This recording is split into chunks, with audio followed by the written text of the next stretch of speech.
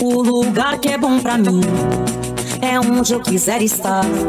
A estrela ainda brilha, ela é quem vai me guiar. Ser guerreira é minha sina, batalhando pra vencer. Tenho voz pra ser ouvida, tenho sonhos pra viver.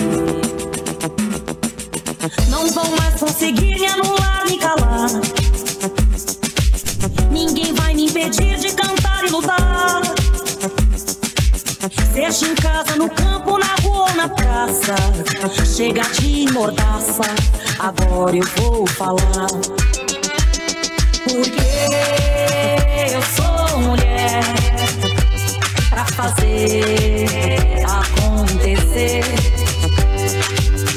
Eu sou uma delas, são elas por elas, ocupando os espaços de poder. Porque eu sou mulher pra fazer acontecer. Eu sou uma delas, são elas por elas, ocupando os espaços de poder. Nesta semana, discutimos sobre ativismo pela eliminação de violência contra as mulheres. Hoje, preparamos um resumo com os pontos mais importantes. O conceito de soberania alimentar ele é um conceito que ele é construído a partir dos movimentos sociais, mais especificamente pela via campesina, e aí ele traz consigo um amplo debate, um debate político sobre o acesso à alimentação. Mas mais do que isso, ele é um conceito que ele coloca que as pessoas, os povos, têm direito a decidir sobre o que plantar, decidir como plantar e decidir sobre o que comer.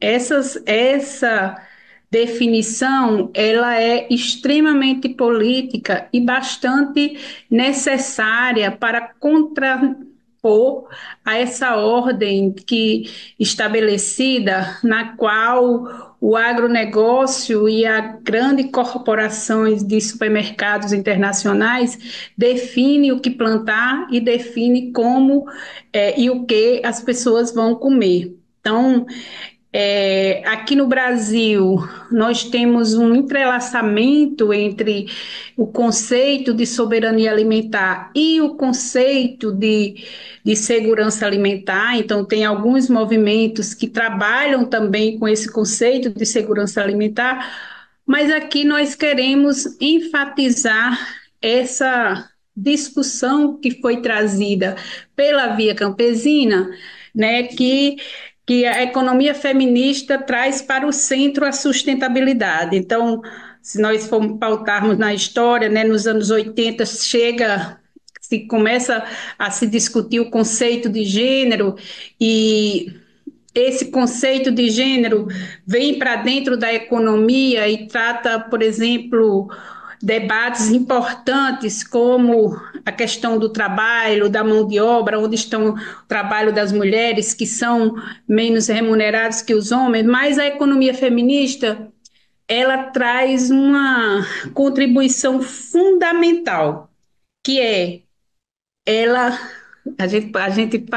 Eu costumo falar bem assim, que a economia feminista coloca a lógica dos estudos da economia de cabeça para baixo. Então, ao invés de colocar o lucro ou a produção de lucro como centro do debate, a gente bota a sustentabilidade como centro do debate. Então, se na economia tradicional a produtividade e o lucro é o principal e a sustentabilidade ela é em segundo plano, a gente faz o inverso. A sustentabilidade é em primeiro plano e o lucro e a produtividade ela vai para segundo plano. O debate sobre soberania alimentar no Brasil, ele, do ponto de vista dos movimentos, ele entrelaça muito com o debate e o movimento da agroecologia no Brasil.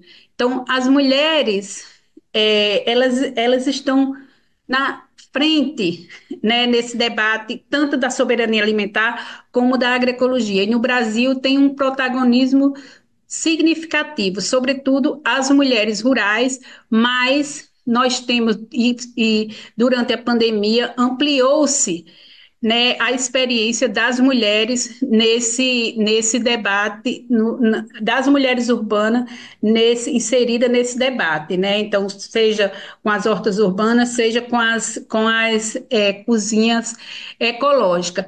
Mas ainda é um desafio para os movimentos incorporar esse debate como, digamos assim, como raiz. Então, vou trazer um exemplo e já finalizo com ele. No processo de conceito, de construção do conceito de agroecologia, né, os teóricos, por exemplo, trouxeram experiência da biologia, experiência da agronomia e experiência dos povos de comunidades tradicionais, mas esqueceu de trazer a experiência das mulheres que lida todo dia com a questão da alimentação da família, com a questão da busca da alimentação da família e com uma forma sustentável de lidar com esse processo de soberania alimentar e de alimentação e de direito à alimentação. Vamos entender de onde vêm as mulheres. Nós vemos de uma sociedade que é patriarcal, onde o machismo ele é estrutural, ou seja, o papel da mulher era na vida privada, dentro de casa, uma mulher submissa, inclusive que segmentos da sociedade até hoje querem que a mulher seja assim, né? Bela, recatada e do lar. Quem não lembra da história da primeira-dama lá do Temer, né, do golpista Temer, e da própria Michele Bolsonaro, o papel que as pessoas querem colocar para ela, e o questionamento que fazem a Janja hoje, porque ela fala, porque ela tem posição política, porque ela tem militância, enfim. Então, as mulheres sofrem com esse modelo de sociedade estruturada, e isso se reflete na vida dentro do lar, com a violência doméstica, isso se reflete no mercado de trabalho, com salários menores, com maior desemprego, com as mulheres vivendo na informalidade, mais mulheres na informalidade do que homens, ou seja, elas têm que ficar na informalidade, porque elas têm que trabalhar num trabalho flexível, porque elas têm que cuidar do pai, da mãe, do sogro, da sogra, do filho, da filha, que é a responsabilidade que é dada ainda hoje, né, como sendo um papel da mulher. Nos direitos trabalhistas é a mesma coisa. O movimento sindical, as mulheres no movimento sindical, as mulheres no mercado de trabalho fizeram e fazem essa luta para conseguir, primeiro, entrar no mercado de trabalho, segundo, ter os mesmos direitos, terceiro, ter emprego decente, porque também as estatísticas mostram que a presença das mulheres, a presença das mulheres nos trabalhos de maior desigualdade, nos trabalhos de maior precarização, é muito maior do que a presença dos homens. Ou seja, elas ainda se submetem a esses trabalhos precários, à informalidade. Nós vemos que, por exemplo, nós temos que na informalidade você tem uma presença maior das mulheres do que dos homens, né? Você tem aí 23 milhões e meio de mulheres na informalidade, e você tem uma presença menor de homens, né? Que está em torno de 16 milhões de homens na informalidade. Então, por quê? Porque elas têm que ter uma flexibilidade, elas buscam essa flexibilidade. Hoje essa situação ela vai se alterando um tanto quando você vê o trabalhador por aplicativo, né? Porque você tem, por exemplo, na entrega de mercadorias muito mais homens, no transporte de passageiros, hoje você vê muito mais homens. Mas é uma realidade, as mulheres estão em trabalhos mais precários e ganhando menos. A diferença salarial é outro problema dessa desigualdade, dessa sociedade patriarcal, que define um papel para as mulheres que é o papel de estar em casa, da vida privada, de poder ganhar menos mesmo porque engravida, como a gente já ouviu o absurdo dito aí por um ex-presidente da República. Então, voltando à questão dos direitos, eles são conquistas que garantem que as mulheres estejam no mercado de trabalho em condição melhor, em condição de igualdade. Essa é a grande luta. Então, a primeira coisa é, se o papel lá atrás, se o papel definido para as mulheres nessa sociedade patriarcal, com essa visão machista, que elas têm que ficar na vida privada cuidando dos filhos, dos pais, dos sogros, da sogra, dos idosos, né? Nós mudarmos esse papel. É uma luta para mudar esse papel, para garantir que ela acesse o mercado de trabalho e acesse em condição de igualdade. Aí vem a Constituição. A Constituição de 88, ela garante a igualdade entre homens e mulheres, a não discriminação. Mas daí a estar na Constituição, ser uma luta que é importante estar na Constituição, mas se efetivar na prática tem uma diferença muito grande. Portanto, a Lei da Igualdade Salarial, que é uma lei agora do governo do presidente Lula, lá no começo de março de 2023, é uma lei muito importante, né, porque ela prevê plano de ação para corrigir a desigualdade salarial entre homens e mulheres. Ela prevê relatório, transparência, um relatório semestral divulgando, prevê que o quadro de funcionários tenha acesso a esse relatório. Portanto, o movimento sindical tem acesso a esse relatório. Nós, bancários, por exemplo, na nossa negociação, e a CUT pautou que todas as categorias, nas suas negociações salariais, devem pautar a lei da igualdade salarial, buscar o relatório que as empresas são obrigadas, têm mais de 100 funcionários, são obrigadas a divulgar esse relatório salarial para ver se você tem essa desigualdade entre homens e mulheres, e que o movimento sindical, o quadro de trabalhadores tem acesso, o movimento sindical tem acesso, e nós estamos orientando que todas as categorias busquem esse relatório, busquem a negociação, incluindo na negociação a igualdade salarial entre homens e mulheres, para combater exatamente isso, porque quando alguém está trabalhando que ganha menos, é a família brasileira, é o povo brasileiro que está, a classe trabalhadora que está recebendo menos, está deixando de ganhar aquele valor, deixando de receber aquele valor. Os homens recebem mais do que as mulheres, às vezes porque as mulheres têm mais dificuldade para serem promovidas para cargo de gestão, às vezes porque elas optam, porque elas não têm alternativa, por cuidar de filhos, de familiares, enquanto os homens tendem a ter menos essas situações presentes na sua vida. As dificuldades que as mulheres têm no mercado de trabalho estão associadas a isso e a uma certa discriminação, principalmente quando a gente fala de mulheres negras. No passado, isso parecia muito mais associado à escolaridade. Hoje, a gente sabe que, embora esses homens e essas mulheres venham ampliando a sua escolaridade, a gente vem sofisticando formas pelas quais a gente os exclui. Muitas vezes ignorando que existem pessoas com igual formação que poderiam estar trabalhando. Dos nossos 103 milhões de ocupados, cerca de 40% estão em alguma situação de informalidade, seja no assalariamento sem registro de carteira, seja no trabalho como empregada doméstica sem carteira, seja no trabalho como conta própria sem carteira, não, sem CNPJ. A maioria dos nossos empreendedores não está formalizado ainda. Só 1/3 deles, 2/3 continuam buscando sobrevivência, nem sempre na situação de conta própria por vontade, muitos nessa situação porque não têm alternativas. Quando a gente fala da informalidade, novamente a gente vai encontrar homens, sejam eles negros, sejam eles não negros, na informalidade.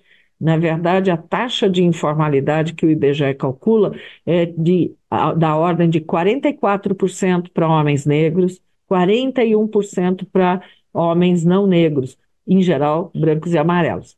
Quando a gente está falando das mulheres, a gente acaba encontrando uma situação ainda mais complicada. A gente encontra poucas mulheres não negras na condição de informalidade, vão ser principalmente as mulheres negras que estão em situação de informalidade. Em quais ocupações a gente vai encontrar mulheres? A gente vai encontrar mulheres que fazem comércio independente de artigos de vestuário, de acessório. A gente vai trabalhar e encontrar mulheres em serviços que envolvem cabeleireiro, manicure, esteticistas. É um conjunto bastante amplo que atua com essas atividades e algumas que atuam como professores particulares ou até como diaristas independentes. A situação dessas mulheres é de encontrar uma forma de não ter nenhum problema no mundo do trabalho, nenhum problema fiscal, e é uma expectativa que se gera de que essa contribuição lhe permita também usar os serviços sociais. A gente também tem um lado talvez um pouco menos brilhante desse processo, que está dentro dos terceirizados. Mesmo entre os ocupados, as mulheres acabam ocupando uma posição mais proeminente entre aqueles que são terceirizados e que, por serem terceirizados, têm uma proporção menor de direitos ao trabalho e, principalmente, tem tempos de duração do trabalho que são menores. Onde que a gente vai encontrar mulheres nessa condição? A gente vai encontrar mulheres nos serviços de limpeza e conservação das áreas públicas, a gente vai encontrar entre as recepcionistas e auxiliares de escritório, entre atendentes de lojas e mercados, copeiras, operadoras de caixa, enfim, ocupações que antes tinham uma presença maior na nossa intermediação e podiam ter rendimentos um pouco melhores do que agora nos momentos de terceirização. Por que eu estou falando de todos esses números? Para chamar a atenção de que há melhora, sim, no mundo do trabalho, com a geração de mais renda e, por isso, até com a geração de mais ocupações. Mas é fundamental que, para elas, haja uma percepção de para onde caminha os pisos salariais. No caso dos autônomos, dos terceirizados, vale muito a pena acompanhar a evolução do salário mínimo. Por quê? Porque o salário mínimo, seja ele como um salário mensal, seja como salário hora, ajuda as mulheres e os homens a definirem preços para os seus serviços e, com isso, tentar continuar uma inserção no mundo do trabalho que as ajude a ter mais renda. Em nossa sociedade, né, atribui-se o feminino e o masculino ao sexo biológico, o que não é correto e eu vou explicar para vocês. E eu vou dar um exemplo de como que a gente pode entender isso.